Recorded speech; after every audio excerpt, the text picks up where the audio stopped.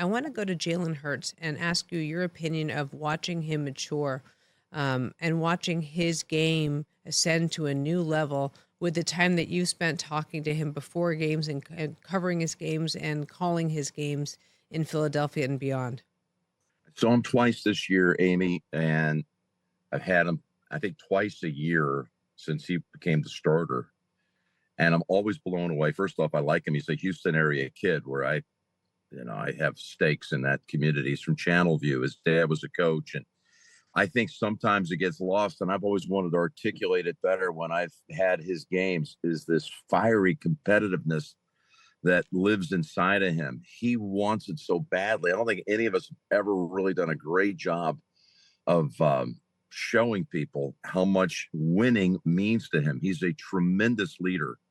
Now, having said that, and hey, the way he plays, again, if he keeps everybody and everyone's healthy, what's going to slow him down next year? Do you think we see the beginning of a dynasty starting here in Philly? We love to talk about dynasties and building traditions.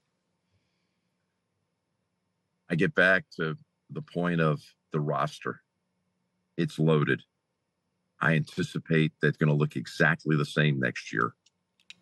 And if this team's hungry, and I can promise you one thing, they've got a quarterback that's as hungry as anybody in the league. There are a lot of guys that are hungry, but I've never seen anyone more. Interesting. Well, maybe some of it is more into winning than Jalen Hurts. And the times that I've met with him, there's still got to be a little bit of a sting for him getting replaced in a national championship game. Imagine that. I mean, here he was getting replaced at halftime by Coach Saban, who brought in Tua. Mm-hmm. Tua won the championship, and Jalen ended up transferring to Oklahoma. And he went to Oklahoma and had that extra year of eligibility. Did anybody ever think at that time that Jalen Hurts was a Super Bowl MVP quarterback? They basically ran him off at Alabama. Jim, for you to say that he is the player you have seen that wants to win the most is quite a statement, because you have met with the very, very, very best throughout your tremendous career. So that's a very powerful statement. And make sure you understand and put it into the context of no one more. Trust me, Josh Allen, Lamar Jackson, they want it at that level too. Understood. But I've never met anyone who wants it more. Okay. And that message has never really been out there, I don't feel. No, and then how badly he wants it. Great clarification. Understood. And then, 5 years ago, 4 quarterbacks were drafted before him. And then he loses to Mahomes. And he seems like he's always been in the parentheses. He's never been the star. This whole year has been the Mahomes show. It has just been that. And I'm sure with the Taylor Swift of it all, adding the attention to Kansas City.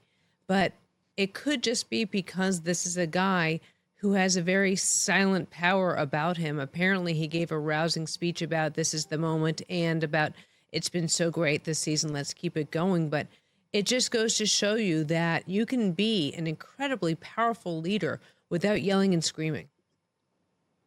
Now, he definitely has the attention of his teammates. There's no question. He is a powerful leader. And that you saw. And now that you tell that story about what he said to his team before the game, the way he addressed his team, I really feel like that's who he is all the time. He's been lost in all the talk about these other quarterbacks. He has. He's had a number of good years in a row. And you know what? One of the real weapons he has is on these quarterback draws. So we talk about him a lot. We've addressed the tush push and how he scores the 1-yard touchdowns and all that.